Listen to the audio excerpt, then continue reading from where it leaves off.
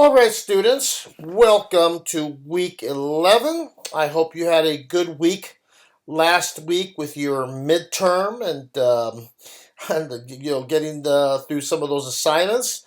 As you can see by now, we started the semester with the most basic stuff. This is a staff, this is a treble clef, this is A, B, C, D, E, F, G, and we're moving right along. And as I told you in our announcements, everything I'm teaching you is fundamental.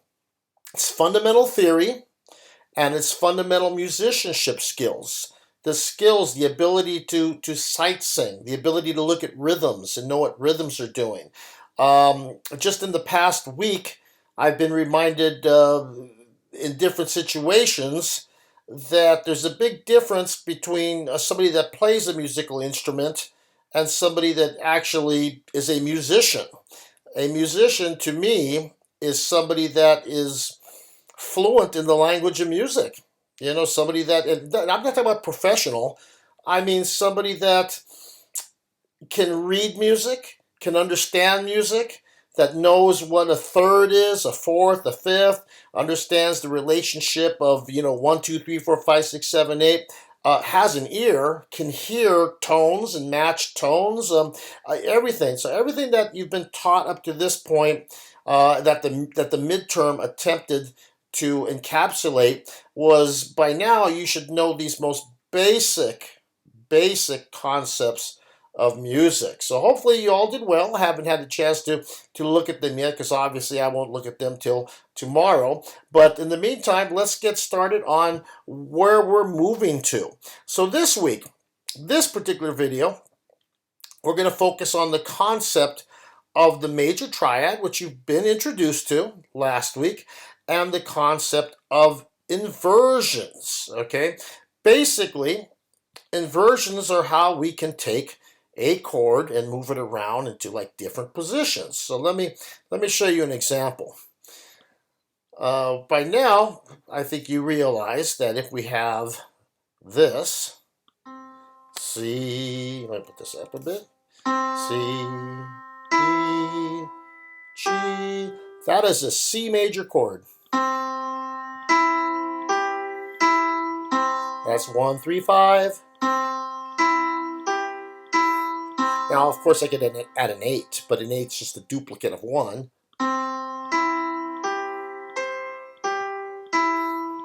That's C major. Now I can take an F major.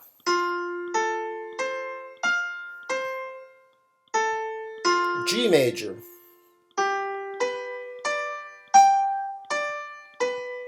Let's do E flat major.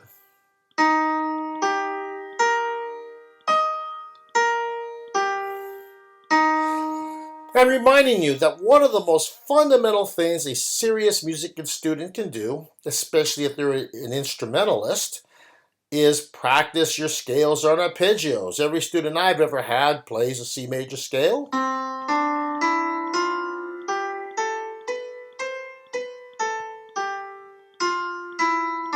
Then plays the chord on a flute, violin, sax, whatever. Go around the circle of fifths. F major scale. F major chord. B flat major scale.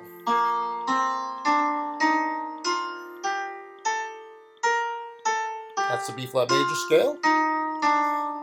B flat major chord.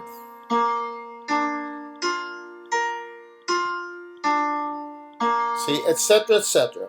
There are 12 major scales, 12 major chords. So now when we talk about the idea of inversions, we talk about the idea that a chord, a basic triad, is 1, 3, 5. 1, 3, 5, 3, 1. We go to the key of D flat, a D flat chord. 1, 3, 5, 3, 1. D chord. 1, 3, 5, 3, 1. Every chord, every major chord is built up with root 1, the third, 3, and the 5. from here to here is a perfect fifth. Remember Star Wars? Okay, that's for the second video lecture. So here's the idea of inversions. The idea of inversions is a basic chord in its most fundamental kindergarten position is 1, 3, 5.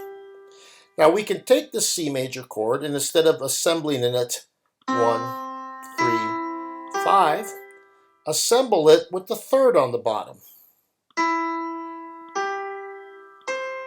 See, that's also C major, only I put the third on the bottom. And we can voice it another way. C major chord with the fifth on the bottom. There we go. So that's a C major chord in kind of 3 different positions.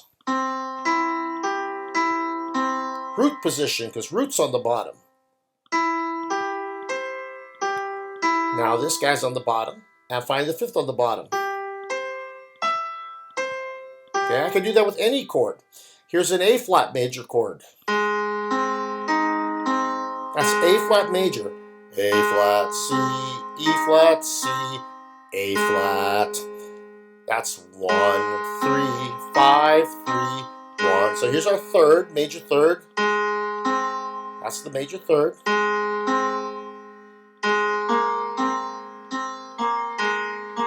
Bright and happy. Whoops. Major third. Here's our fifth, 1, 5. There's the perfect fifth. And all perfect fifths sound like Star Wars.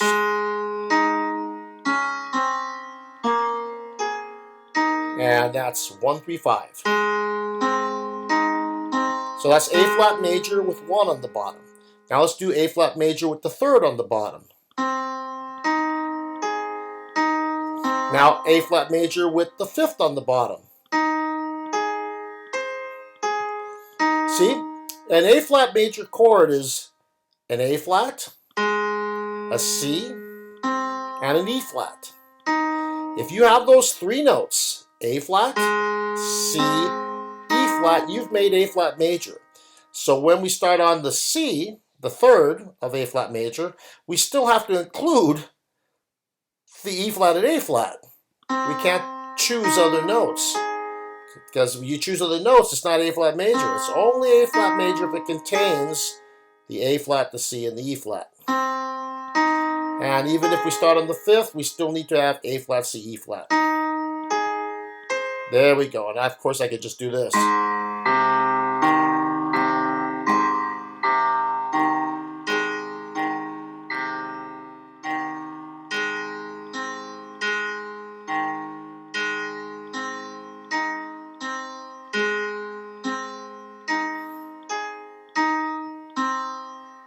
Whoops.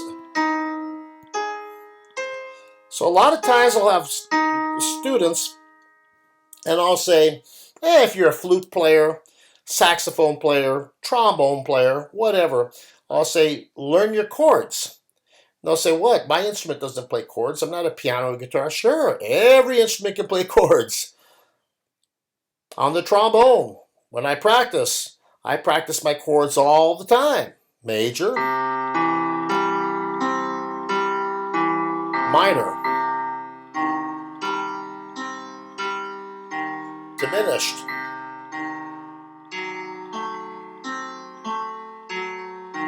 augmented. See? Those are the fundamental chords. And I practice all those chords in all the keys. And as a trombone player, I just play 1 note at a time. So I have a chart up here that shows you how the inversions work. So you can see this. So here's C major. We call this root position because the number 1 note is on the bottom. Now the thing about C major, and a lot of students get confused, and I'll show you where the confusion arises after I do this. If we put the third on the bottom, see its third is on the bottom? See? C, E, G, E, G, C, and now The fifth is on the bottom. See? So we got this chord, C, E, G, E, G, C, G, C, E. It's all C major. We call this guy root position because the number one tone, the root, is on the bottom. Then the first time we move those guys around, we call that the first inversion. It's the first time we've changed that. And then finally, we put the fifth on the bottom. We call it the second inversion because that's the second time we've changed it. So here's another chord. This is D major. This is a plain old D major chord. I'm going to play D major. D, F sharp, A. D major. That's 1, 3, 5, 3, 1. Put it into first inversion. Third on the bottom. And finally, second inversion. Fifth on the bottom. And that's what we have here. Oops. I'm sorry. That's what we have here. See, that's exactly what I played. All right. Now here's where students get confused. Students get confused by thinking, oh, okay, well, then the chord always has to look like this. Nope, not necessarily. You could have 5 notes in the chord, 8 notes in the chord, 100 notes in the chord, as long as the chord is C, G, and E. For instance, if I have an orchestra, and you had all these instruments in the orchestra, and everybody's playing one of these notes, you still have a C major chord, even though there's 100 different notes playing. But yeah, maybe you might have 30 C's, 30 G's, 30 E's, etc., etc. But if the lowest instrument in the orchestra, let's say the tubas or the basses, are playing the E, then you are hearing a C major chord in first inversion. So it does not matter what is on the top. It does not matter how spread out the chord is. The only thing that matters is what is on the bottom. All right? So let's do, and again, one of the ways to getting this, you can't understand this stuff until you're very confident with all your major chords. So for instance, if somebody said, what's a B major in first inversion? Well, you can't possibly begin to understand that until you know that a B major chord is B, D sharp, F sharp. If you don't even know that fundamental, that a B major chord is B, D sharp, F sharp, how can you possibly put it into first inversion, where the third's on the bottom? How can you possibly put it into second inversion, where the fifth is on the bottom? There you go. B major root, B major first inversion, B major second inversion. And the thing about inversions is inversions are used in about 99% of all music. They're there constantly. When guitar players play, almost everything they play is an inversion, because as you move your hands up and down the fingerboard, sometimes a root's on the bottom. More often than not, a third's on the bottom. More often than not, a fifth is on the bottom. When people write choral music, you have soprano, alto, tenor, and bass. That's going to change. The chords are going to change constantly. Sometimes, most of the time, things are in first inversion, second inversion. A pianist is constantly, chord to chord, inversions are changing. When people write music, they think in terms of inversions. Inversions make the music flow smoother and cleaner and sound better. And if you don't understand inversions, it's impossible to take your musical abilities to the next level. So let's take a look at what I've got for you in terms of assignments. What I've given you from Tone Savvy is working with these inversions. And may I suggest, if you are having a problem with the chord inversions, that you can go back and do a review on building just a plain old major triads and root positions. So for instance, and again, I gotta remind you, in fact, I was talking to somebody about this the other day. They said, well, how do you get better at a musical instrument? Practice. Practice. If you're not practicing any of this stuff, it ain't gonna happen. All right, so we're gonna build chords. Notice it says root position. Let's just build root position to practice. And we're only building root position major chords. All right, I'll take the double accidentals out. When you practice, you can take out double accidentals so you don't have to deal with that stuff. I'm going to take out the crazy keys. You are more than welcome to take out the crazy keys so you don't have to worry with some of the weird stuff. You can just copy what I do. All right, where's a review? Can we make fundamental basic triads? D flat major. We got to start with the number 1, D flat. What's the third of a D flat major chord? We got to go a major third. A major third above D flat. We got to count 3, D, E, F. We go to the letter F, and is it F, F? Is it F flat? Is it F sharp? A major third is 2 whole steps. Here's the first whole step. Here's the second whole step. So a major third above D flat is F. All right, so we got an F. Now, what's the fifth? That's 1, 3. What is 5? Well, a fifth above D. D, E, F, G, A. I just counted 5. Remember how the perfects work? If the bottom one is flat, the top one is flat. Before I put that A flat on there, here's a perfect fifth above D flat. D, E, F, G, A. D flat, A flat. That's a fifth. This is 1, 3, 5. That makes D flat major. D flat, F, A flat makes D flat major. Okay. What is B major? Well, we need a B. What's the third? Some students will do this. Some students say, here's B. A major third. We got to go up 2 whole steps. They'll go whole step here.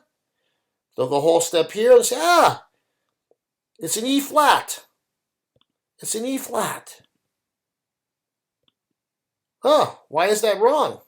Because you got to go 3 letters. B, C, D.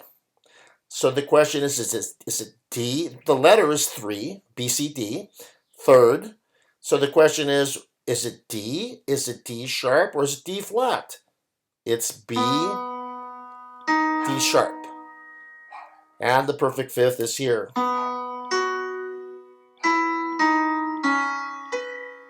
Okay, so here's 1, 3, 5. What's 5 letters above B? F. So your answer is B, F sharp.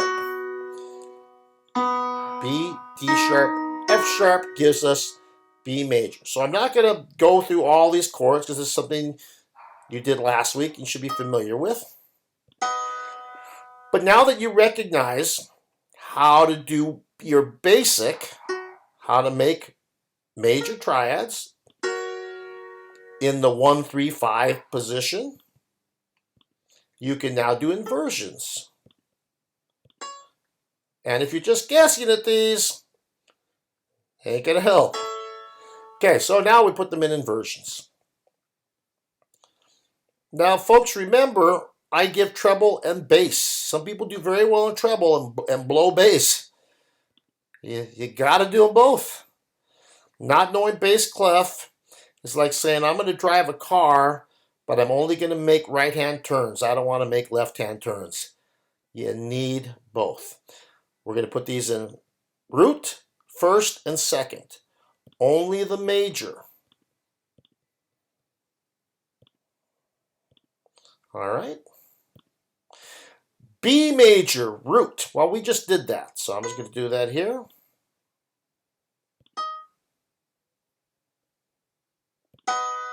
All right. F sharp major, first inversion. You can guess, but you'll blow it. The only way you can figure this out is to know what an F sharp major chord is. F sharp major is this. F sharp, A sharp, C sharp, and that's 1, 3, 5. F sharp major. F, A, C. Here's a perfect fifth. Okay. F sharp, A sharp, C sharp. So it's saying build that chord, but in first inversion. First inversion means the third's on the bottom. What's the third? Root, third. There's the third. So build that chord with the third on the bottom. A sharp, not B flat, that's an A sharp. Build it with A sharp on the bottom. A sharp, then the fifth is here, and our root. Now don't say, okay, in first inversion the root's on the top. No, we don't care what's on the top. All we care about is that the third is on the bottom, because I can write out an F sharp major first inversion in 100 different ways. This is just kindergarten level of what the chord is. B flat major first inversion. This is only going to work if you know that B flat major is this. That's B flat major. There's the root. There's the third. There's the fifth. Okay, now do that same thing with the third on the bottom. All right, that's easy. Third on the bottom. D, F, B flat. D, third's on the bottom. D, F, B flat. A major first inversion. Again, it's only going to work if you know that an A major chord is this. 1, 3, 5, 3, 1. First inversion says build it with the third on the bottom. C sharp, E, A. That's the third. C sharp. Now we have an E and an A. D major root position, D. That's the root. There's the third. And here's the fifth. I'm trying to get to, okay, first inversion. We just did D, F sharp, A. Now put F sharp first. See? I'm trying to get to a second inversion. The root ones are easy.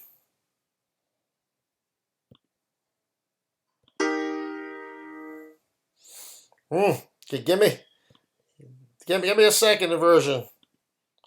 Well, first inversion. I'm sorry. I was thinking second inversion. Give me a second inversion somewhere. Did I put second inversion?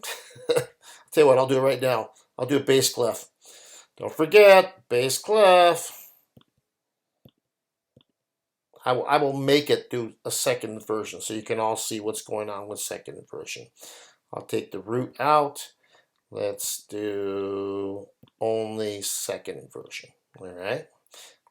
You could do that too. Just say, man, I got to practice second inversions. All right, D flat major second inversion. This will not work unless you understand D flat major is here. That's D flat major. And in a D flat major chord, we have D flat, F, A flat, F, D flat. That's 1, 3, 5, 3, 1. First inversion is here. Third on the bottom. And second inversion has the fifth on the bottom. So it kind of only works if you understand that in what all the notes of a D flat major chord are. Second inversion, the fifth's on the bottom. The fifth of a D flat major chord is A flat. We're in bass clef. And now we can build the rest of the chord.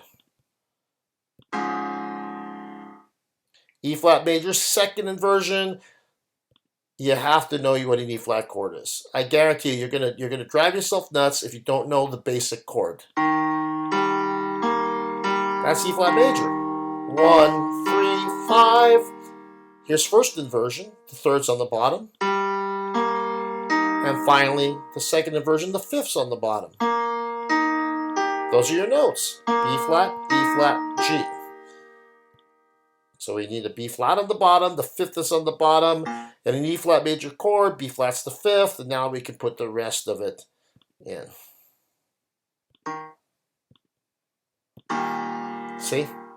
That's how it works. And I will also give you chord identification. Can you look at a chord and you understand what you're looking at? The musician looks at music, whether it's chords, rhythm, melody, meter, whatever. A musician looks at that and says, I understand what I'm looking at. Okay. We know it's major because I'm giving you nothing but major. So the question is, do you think this is a chord in root, first, or second position? So one thing you could do is here's how you got to figure out. See if you can reassemble this so they're stacked in thirds. Well, these guys are already in thirds. See? So imagine moving this D up on top. If that D is up on top, we now we can see the chord in its root position. We can see the chord is G, B, D. That's what we have. Hey, you know what that is? That's a G major chord.